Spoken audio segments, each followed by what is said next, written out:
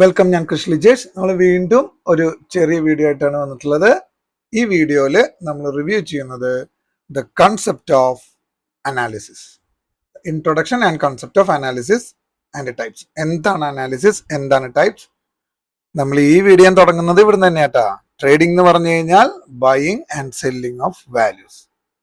അത് കമ്മോഡിറ്റിയുടെ ആണെങ്കിൽ commodity trading, ഷെയർസിന്റെ ആണെങ്കിൽ ഷെയർ ട്രേഡിംഗ്, കറൻസിയുടെ ആണെങ്കിൽ കറൻസി ട്രേഡിംഗ്, ഫോറക്സ് ആണെങ്കിൽ ഫോറക്സ് ട്രേഡിംഗ്, ക്രിപ്റ്റോ ആണെങ്കിൽ crypto trading. Buying and selling of values ആണ് ട്രേഡിംഗ്. ഓക്കെ, അപ്പോൾ ഈ വാല്യൂസ് മുകളിലേക്കാണോ താഴേക്കാണോ പോകുന്നതെന്ന് നമ്മൾ അറിയണം. ഏതിന്റെ വാല്യൂ ആയിക്കോട്ടെ കേട്ടോ, നമ്മൾ ഈ പറഞ്ഞ സ്റ്റോക്ക് ആയിക്കോട്ടെ, കമ്മോഡിറ്റി ആയിക്കോട്ടെ, കറൻസി ആയിക്കോട്ടെ, ഫോറക്സ് ആയിക്കോട്ടെ, ക്രിപ്റ്റോ ആയിക്കോട്ടെ, എന്തും ആയിക്കോട്ടെ, ഇതിന്റെ വാല്യൂ മുകളിലേക്കാണോ താഴേക്കാണോ പോകുന്നതെന്ന് നമ്മൾ അറിയണം. മുകളിലേക്കാണ് പോകുന്നതെങ്കിൽ നമ്മളൊരു ഡിസിഷൻ എടുക്കണം. എന്താണ് നമ്മളുടെ ഡിസിഷൻ? ലോങ്, ബൈ ചെയ്ത് സെല് ചെയ്ത് ലാഭം ഉണ്ടാക്കാനുള്ള ഒരു ശ്രമം നടത്താം. ഓക്കെ, അപ്പം മാർക്കറ്റ് മുകളിലേക്കാണ് പോകുന്നത് എന്ന് നമുക്ക് തോന്നുന്നുവെങ്കിൽ, അല്ലെങ്കിൽ നമ്മൾ കണ്ടുപിടിച്ചുവെങ്കിൽ, അല്ലെങ്കിൽ നമുക്ക് അതിനുള്ള ഒരു പ്രോബബിലിറ്റി കിട്ടിയെങ്കിൽ, അല്ലെങ്കിൽ മുകളിലേക്കാണ് പോകുന്നതെങ്കിൽ നമ്മൾ എടുക്കുന്ന ഡിസിഷൻ ഏതാണ്? ലോങ്. അല്ല, മാർക്കറ്റ് താഴേക്കാണ് പോകുന്നതെങ്കിൽ നമ്മൾ ഏതാ ഡിസിഷൻ എടുക്കേണ്ടത്? ഷോർട്ട്. ഒന്നുകൂടി പറയാം, നമ്മൾ വീണ്ടും ആവർത്തിച്ച് പറയാണ്. വാല്യൂസ് മുകളിലേക്കാണോ താഴേക്കാണോ പോകുന്നതെന്ന് നമുക്കറിയണം. മുകളിലേക്കാണ് പോകുന്നതെങ്കിൽ നമ്മൾ ലോങ്ങിന് നിൽക്കണം, അല്ലെ? പ്രോഫിറ്റ് ഉണ്ടാക്കാനുള്ള ഒരു സാധ്യതയ്ക്ക് നമ്മൾ ലോങ്ങിൽ നിൽക്കണം. അതായത് ബൈ ചെയ്ത് സെല് ചെയ്ത് ലാഭം ഉണ്ടാക്കാനുള്ള ശ്രമം നടത്തണം. ഇന്നെല്ലാം മാർക്കറ്റ് താഴേക്കാണ് വരുന്നതെങ്കിൽ നമ്മൾ ഷോർട്ട് ചെയ്യണം. അങ്ങനെ നമുക്ക് ഷോർട്ട് സെൽ ചെയ്തിട്ടും ലാഭം ഉണ്ടാക്കാൻ ശ്രമിക്കാം. അപ്പൊ ഏത് ഡയറക്ഷനിലേക്കാണ് നമ്മൾ മാർക്കറ്റ് പോകുന്നത് എന്ന് നമ്മൾ അറിയണം. ഓക്കെ, അതറിയാൻ വേണ്ടി നമ്മൾ ചെയ്യുന്ന അഭ്യാസങ്ങളെ നമ്മൾ പറയുന്ന പേരാണ് അനാലിസിസ്. നമ്മൾ സാധാരണ ഭാഷയെ പറഞ്ഞു കഴിഞ്ഞാൽ മുകളിലേക്കാണോ താഴേക്കാണോ മാർക്കറ്റ് പോകുന്നത് എന്ന് നമ്മൾക്ക് ഒരു ഒരു ഒരു പ്രഡിക്ഷൻ കിട്ടാൻ നമ്മൾ ചെയ്യുന്ന അഭ്യാസങ്ങളെ നമ്മൾ പറയുന്ന പേരാണ് അനാലിസിസ്. ഇതിനെ പൊതുവെ 3-4 പേരൊക്കെ ഇട്ടിട്ട് ആൾക്കാർ വിളിക്കാറുണ്ട്. ഫണ്ടമെന്റൽ അനാലിസിസ് എന്നും, ടെക്നിക്കൽ അനാലിസിസ് എന്നും, സെന്റിമെന്റൽ അനാലിസിസ് എന്നൊക്കെ വിളിക്കാറുണ്ട്. അപ്പോൾ ഫണ്ടമെന്റൽ അനാലിസിസ് എന്ന് പറഞ്ഞു കഴിഞ്ഞാൽ പ്രത്യേകിച്ചൊന്നുമില്ല. നമ്മുടെ രാഷ്ട്രീയ ന്യൂസുകൾ, ഇപ്പോൾ ഗവൺമെന്റ് വീണ്ടും അധികാരത്തിൽ വരുമ്പോൾ മാർക്കറ്റ് മുകളിലേക്ക് പോകും, അല്ലെങ്കിൽ ഇങ്ങനെ ഒരു ഇത് നമ്മുടെ ബഡ്ജറ്റിനനുസരിച്ചിട്ട് മാർക്കറ്റ് മുകളിലേക്ക് പോകും, താഴേക്ക് പോകും എന്നൊക്കെ നമ്മൾ പ്രിഡിക്റ്റ് ചെയ്യില്ലേ? അതേപോലെ തന്നെ ഒരു കമ്പനിയുടെ റിസൾട്ട് വരുമ്പോൾ റിസൾട്ട് നല്ലതാണെങ്കിൽ കമ്പനി മുകളിലേക്ക് പോകും, കമ്പനി ലാഭത്തിലേക്കായിരിക്കും.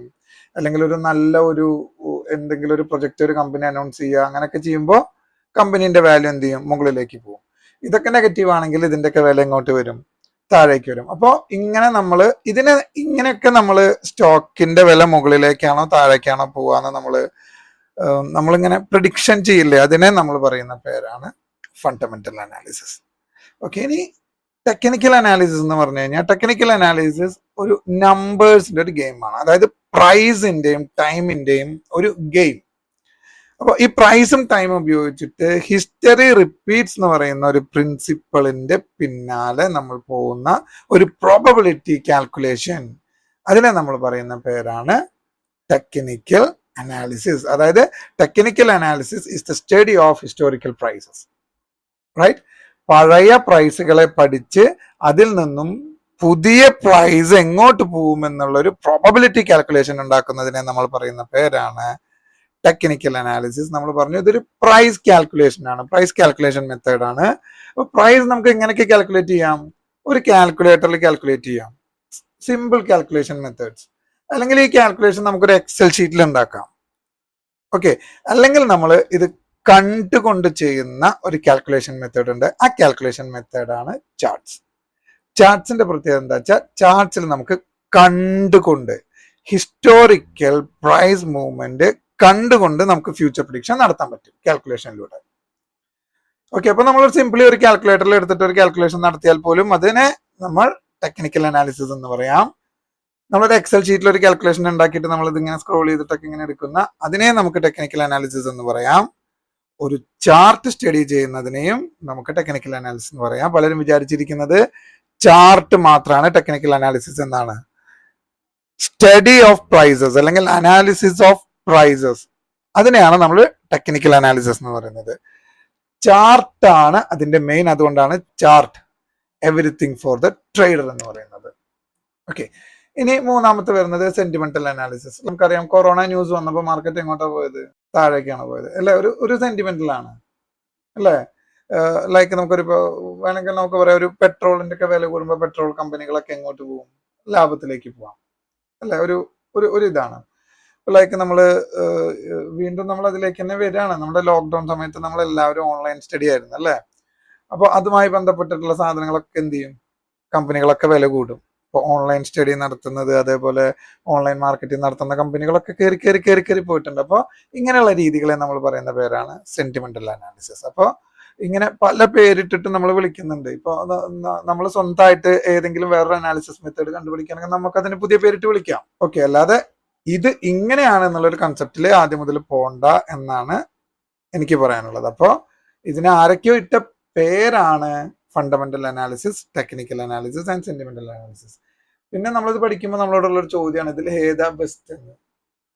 ഞാൻ പ്യുവർ ആയിട്ടൊരു പ്രൈസ് ലേണറാണ്. ഞാൻ പ്രൈസിനെയാണ് പഠിച്ചുകൊണ്ടിരിക്കുന്നത്. അതുകൊണ്ട് തന്നെ ഞാൻ ഈ ഫണ്ടമെന്റൽ എന്ന് പറയുന്ന ഭാഗമോ അല്ലെങ്കിൽ ഈ സെന്റിമെന്റൽ എന്ന് പറയുന്ന ഭാഗത്തെ പറ്റിയിട്ടൊന്നും ഞാൻ ബോധേഡല്ല. സത്യം പറഞ്ഞാൽ പേര് പോലും ഞാൻ അധികം ശ്രദ്ധിക്കാറില്ല. അതായത് ഞാൻ സ്റ്റഡി ചെയ്യുന്നത് പ്രൈസും ടൈമുമാണ്.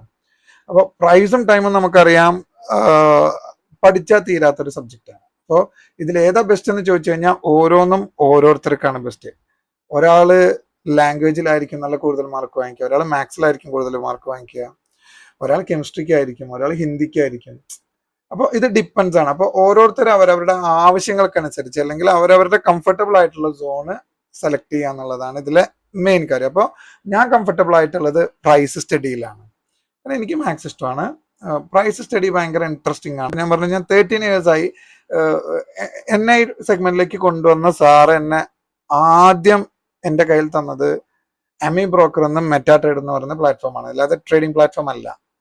അപ്പോൾ അവിടുന്ന് തുടങ്ങിയതാണ് പ്രൈസ് അനാലിസിസ്, ചാർട്ട്, സ്റ്റഡീസ് എല്ലാം. അപ്പോൾ സ്റ്റിൽ ഇപ്പോഴും ഞാനത് എന്ത് ചെയ്തുകൊണ്ടിരിക്കുകയാണ്, പഠിച്ചുകൊണ്ടിരിക്കുകയാണ്. ഓരോ ദിവസവും നമുക്ക് പഠിച്ചാൽ അപ്പൊ നമ്മൾ പറയില്ലേ, മ്യൂസിക്കിനെ പറ്റി പറയില്ലേ, അപ്പൊ മ്യൂസിക് എന്ന് പറഞ്ഞു കഴിഞ്ഞാൽ വലിയൊരു സംഭവമാണ്, അത് എത്ര പഠിച്ചാലും തീരില്ല എന്നൊക്കെ പറഞ്ഞിട്ടില്ല. അതേപോലെ തന്നെയാണ് നമ്പേഴ്സിന്റെ അനാലിസിസ്, അത് എത്ര പഠിച്ചാലും തീരില്ല. ഇതാണ് കൺസെപ്റ്റ് ഓഫ് അനാലിസിസ്. അനാലിസിസ് എന്ന് പറഞ്ഞു കഴിഞ്ഞാൽ പ്രൈസ് മുകളിലേക്കാണോ താഴേക്കാണോ പോവുക എന്ന് ഒരു ഒരു ഒരു ഒരു പ്രഡിക്ഷൻ ഉണ്ടാക്കാൻ വേണ്ടി നമ്മളുടെ കയ്യിലുള്ള പ്രോബബിലിറ്റി മാത്തമാറ്റിക്സ്. നിങ്ങൾക്ക് നമ്മുടെ വീഡിയോകൾ ഇഷ്ടപ്പെടുന്നുണ്ടെങ്കിൽ ലൈക്ക് ചെയ്യുക, കമന്റ് ചെയ്യുക, നിങ്ങളുടെ പ്രിയപ്പെട്ടവർക്ക് ഷെയർ ചെയ്യുക, നമ്മുടെ ചാനൽ സബ്സ്ക്രൈബ് ചെയ്യുക. നമുക്ക് പ്രീമിയം കോഴ്സസ് ഉണ്ട്, ലിങ്ക് നമ്മുടെ വീഡിയോയുടെ താഴെ കൊടുക്കുന്നുണ്ട്. പ്രീമിയം കോഴ്സസ് എന്ന് പറയുമ്പോൾ ഞാൻ പറഞ്ഞു സിമ്പിൾ ആയിട്ടുള്ള കാര്യങ്ങളൊക്കെ ആയിരിക്കും, പക്ഷെ വാല്യുബിൾ ആയിട്ടുള്ള ഒരുപാട് കാര്യങ്ങൾ നമുക്ക് പ്രീമിയം കോഴ്സസിൽ ഉണ്ടാവും. ഈ ഒരു വീഡിയോയിലൂടെ നിങ്ങൾക്ക് പുതിയൊരു അറിവ് ലഭിച്ചു, അല്ലെങ്കിൽ കുറച്ച് സന്തോഷം ലഭിച്ചു എന്നുണ്ടെങ്കിൽ നമുക്കറിയാം ട്രേഡിങ്ങിനൊക്കെ ഇപ്പോൾ നല്ല ഫീ ആണ്. നിങ്ങൾക്ക് ഇഷ്ടമുള്ള ഫീ ഇതാ ഇവിടെ നിങ്ങൾക്ക് QR കോഡ് ഉണ്ട്, ഗൂഗിൾ പേ, ഫോൺ പേ, പേടിഎം നമ്പറുണ്ട്, നിങ്ങൾക്ക് ഫീ പേ ചെയ്യാം, UPI ID ഉണ്ട്. അപ്പോൾ കൺസെപ്റ്റ് ഓഫ് അനാലിസിസ്, ഇനി നമുക്ക് ചാർട്ട് നമുക്ക് കുറച്ചുകൂടെ നന്നായിട്ട് പഠിച്ചു തുടങ്ങാം. അപ്പോൾ ഇന്നത്തെ video, good day, happy trading, thank you.